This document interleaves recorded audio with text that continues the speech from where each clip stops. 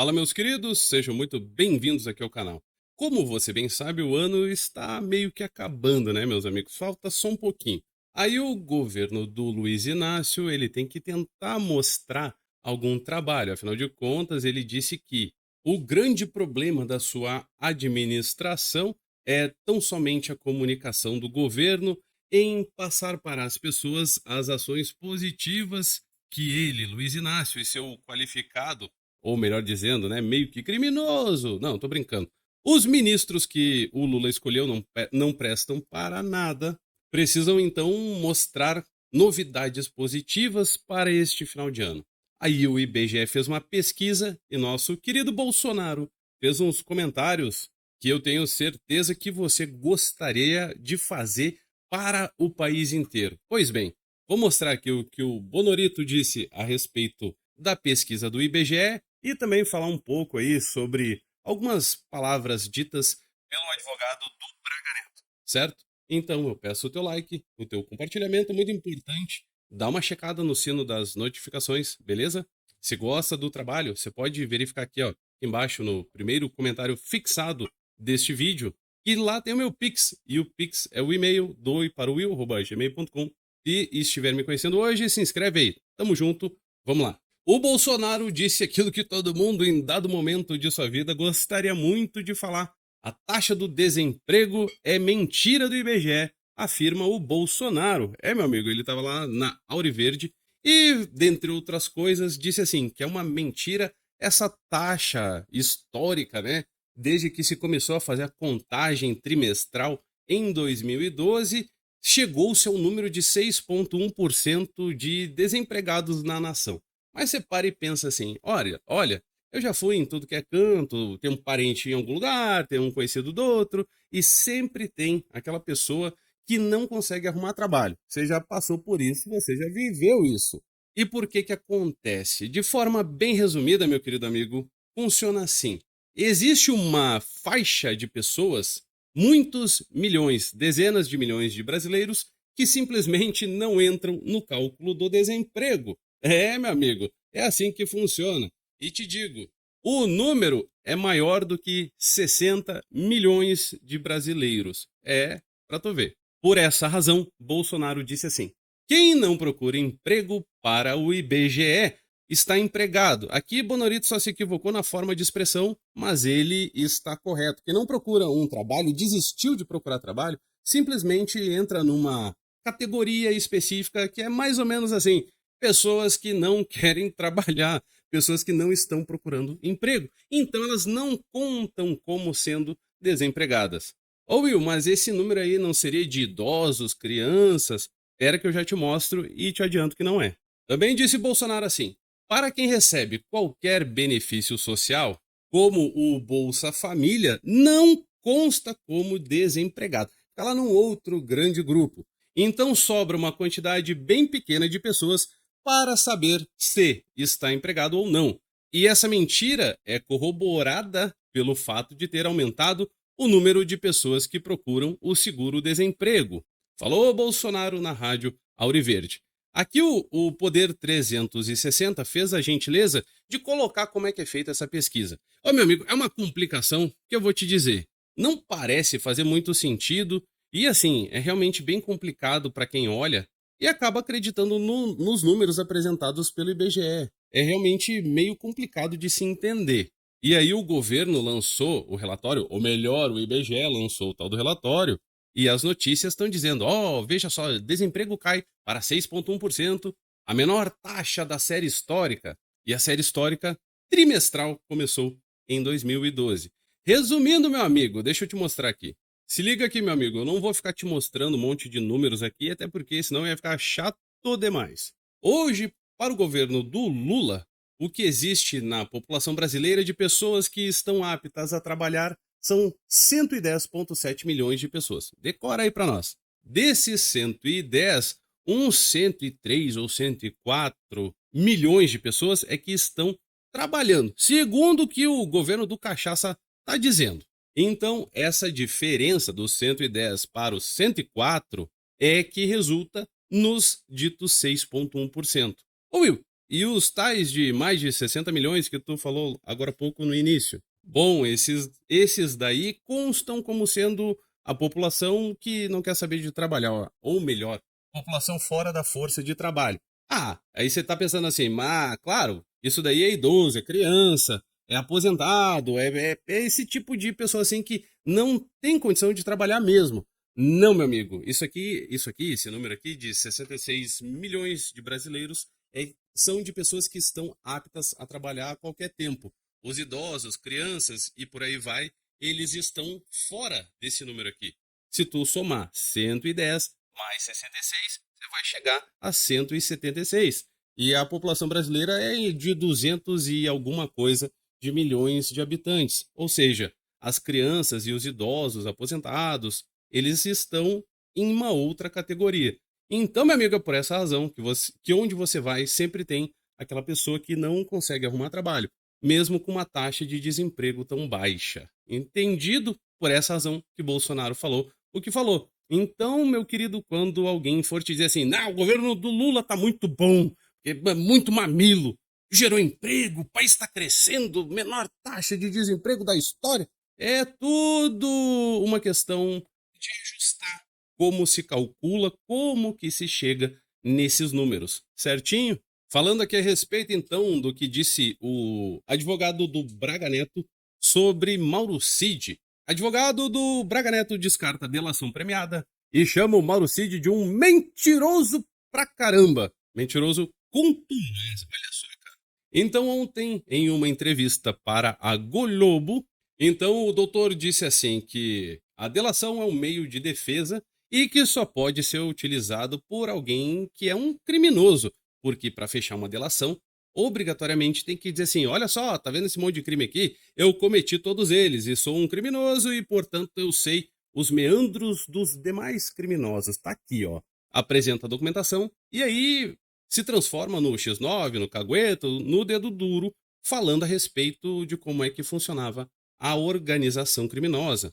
Disse também em complemento assim: no caso do general Braga Neto, ele não tem como se utilizar deste meio defensivo da delação por um simples motivo: ele não praticou crime algum. Estão colocando uma pressão braba, meu amigo, em cima do Braga Neto. Pelo visto, em razão de tantas entrevistas, desde que o Braga Neto foi preso, os advogados dele deram algumas entrevistas e ficam batendo em perguntas, delação, delação e delação. E não é a primeira vez, e nem a terceira, nem a quarta vez que o seu procurador está negando que Braga Neto vá fazer uma delação premiada.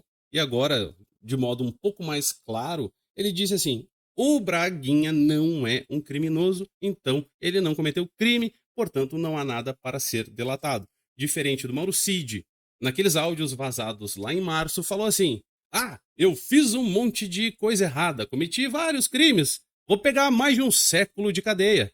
Em razão disso, a Polícia Federal me propôs que mentisse pra caramba a respeito de meio mundo, em especial a respeito de Bolsonaro. Eu, Mauro Cid, então, sem nenhum pingo de arrependimento, sem nada de vergonha na cara, resolvi que tinha que falar mal daquele cara que deu o sangue pela nação brasileira. Esse sujeito aí é Mauro Cid. Eu só troquei algumas palavrinhas, mas de forma resumida foi isso que o Cid disse naqueles famosos áudios que vazaram.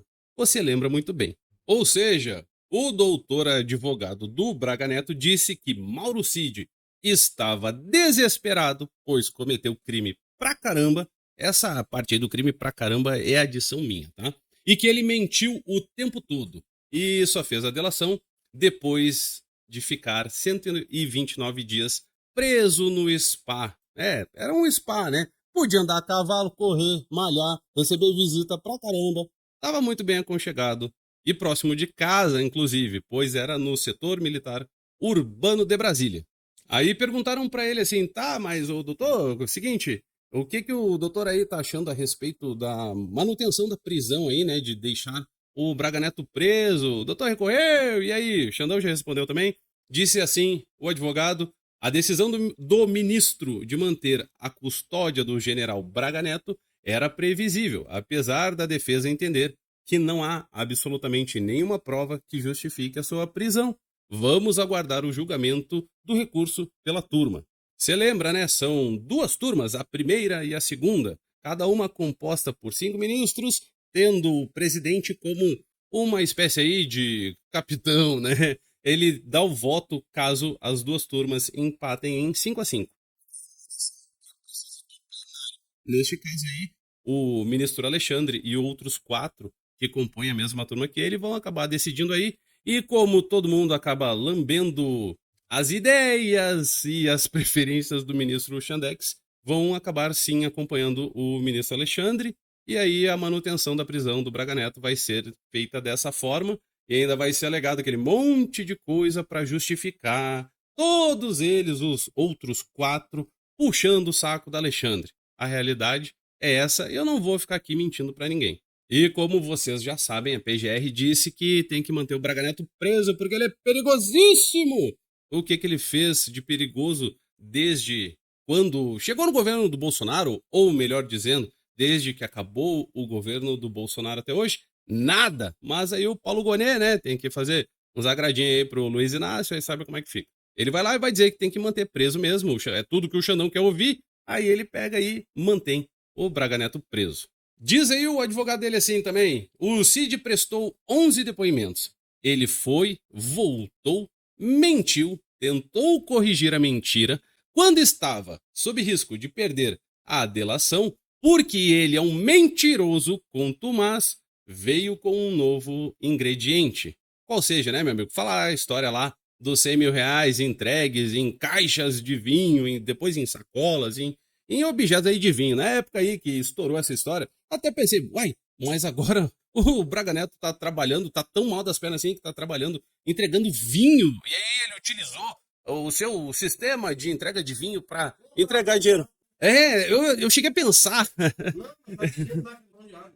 para quem, caso alguém não tenha escutado o Mauro dizer, nas notícias, dizendo assim que ele mesmo com a sacola do vinho. Olha só, olha só. Nas notícias dizia assim: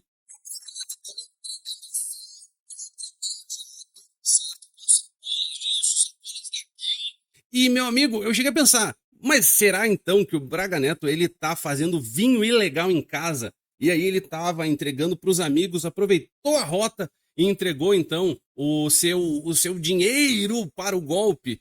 Ô, meu amigo, olha o tamanho da loucura, cara. Se você viu o vídeo do Mauro, por exemplo, deve ter visto que os tais dos 100 mil reais é um montinho pequeno de dinheiro. Não precisava de nada disso. Quando tinha mala de dinheiro, mala, caixas de dinheiro, espalhado em apartamento, alugado em nome de laranja, aí meio que assim, algumas pessoas do judiciário meio que não viam, não entendiam, sabe como é que é, né? Algumas vezes as pessoas têm que esquecer algumas coisas. Você sabe, você esquece de coisas todo dia. Alguns ministros, alguns procuradores da República, né? E do pessoal da PGR, às vezes até da polícia, também são seres humanos e acabam esquecendo também. Espero que você tenha entendido o que eu quis dizer aqui.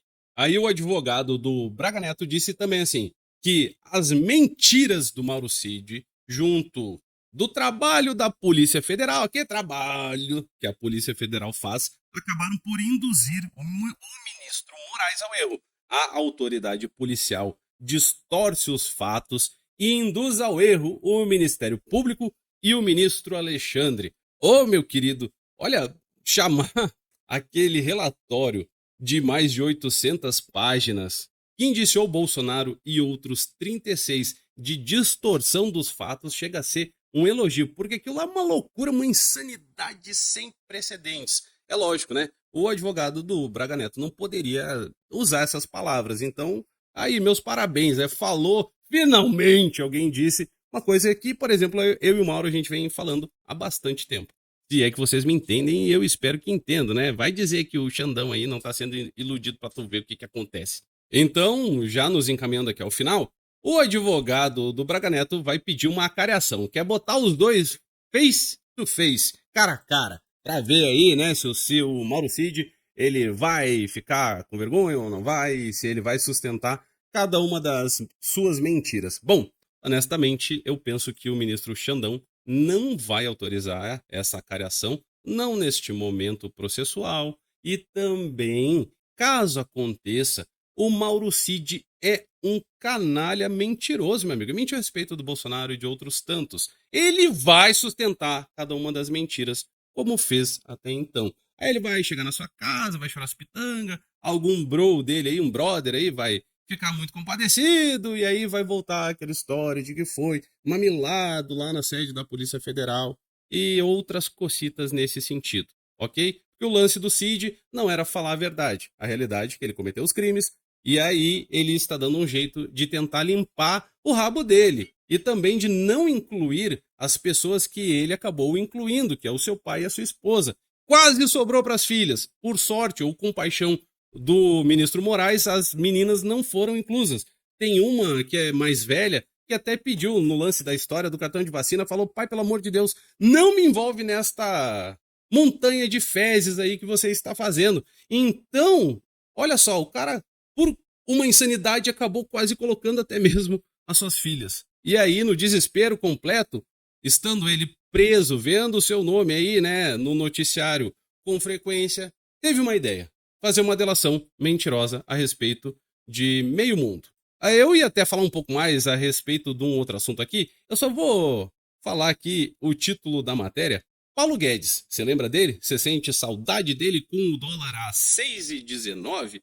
É, meu amigo, Paulo Guedes é ignorado em galeria de ex-ministros da Fazenda e o governo do alcoólatra. E do ministro de quatro patas, Fernando Haddad, fez vista grossa.